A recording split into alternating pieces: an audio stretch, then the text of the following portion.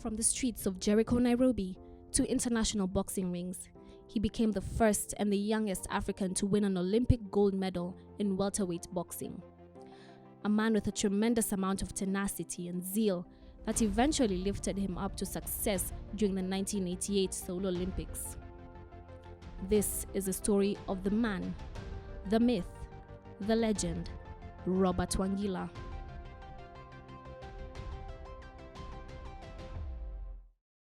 Robert Wangila was born on September 3, 1967 in Nairobi. In the Jericho neighborhood where he was brought up, Wangila was popularly known as Roba. There, he overcame a difficult childhood and gently moved through the violent mobster streets of Jericho and Muthurwa to join a select group of athletes who would proudly be later known as the Hit Squad. In the company of his friend Samuel Otieno, aka the Hitman, Wangila began boxing in Botella Social Hall. His passion combined with the guidance of his coach Alex Asima, Wangila bagged his first victory as a flyweight champion in the Nairobi Novices Games. After landing a job there as a truck driver, he began boxing with the Kenya Breweries Boxing Club.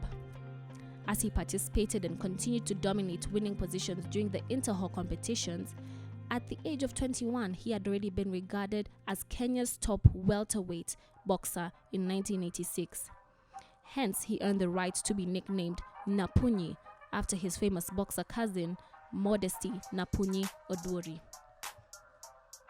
In the late 1980s, when the Kenya boxing team was making waves, he pounded his way to prominence.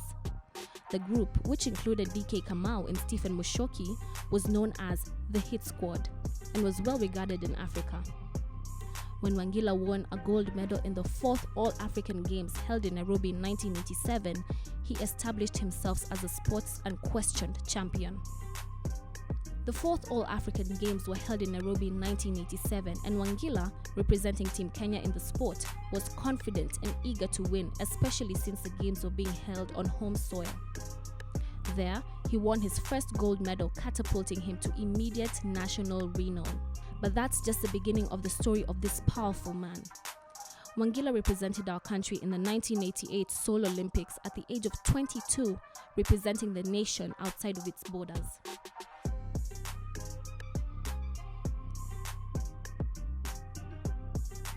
The competition was tough, but Wangila was no match compared to his international opponents.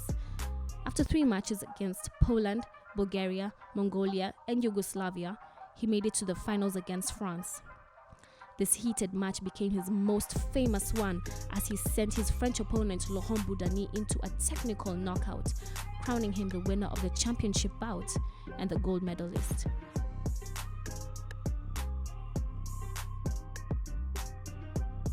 Wangila was not the only Olympic champion to garner international attention, but he was discovered and upgraded into a more professional role after an American named Akbar Mohammed appeared on the scene.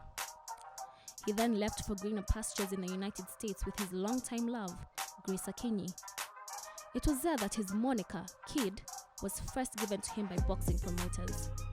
With 12 straight victories, his career got off to an explosive start.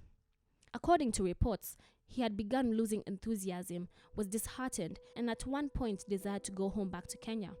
Wangila admitted at the time that he wanted to quit and go back home, and that he wasn't improving at all and was looking horrible. Wangila was probably homesick, despite the fact that he had been reprimanded for the lack of his work ethic. In the same manner of his victories, Wangila fought to his last breath.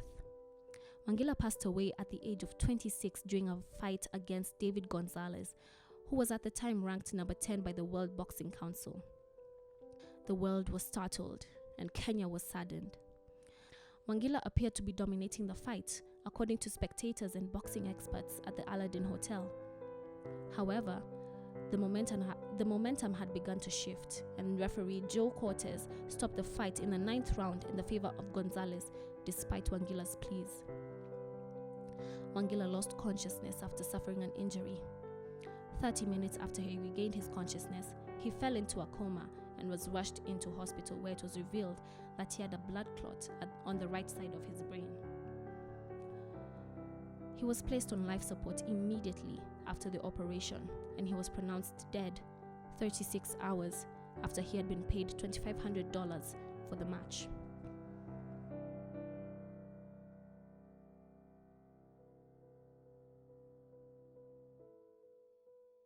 When Wangila's body was returned to Kenya, there was a disagreement over where Wangila would be buried. Between his Gusii mother and the Luhya relatives, there was a fight. Wangila's mother claimed that Mr. Wangila was more Gusii, and that he should be buried in Gusii territory under Gusii burial rites. Wangila's relatives claimed that he was Luhya from Busia, whose father had died when he was young in the 1970s, and that he should thus be buried under Luhya rites in Busia. In the end, a judge ruled in favor of neither side, and Wangila was buried in Nairobi according to Muslim customs. Wangila had converted to Islam during the time he was in the United States. 17 years have passed since he died, and he would have been 49 this September. Friends in the Kenya boxing fraternity remember him after the final chants of the Salat al-Janaza, the Islamic prayer for the dead. They obviously will do this to the end of their own lives.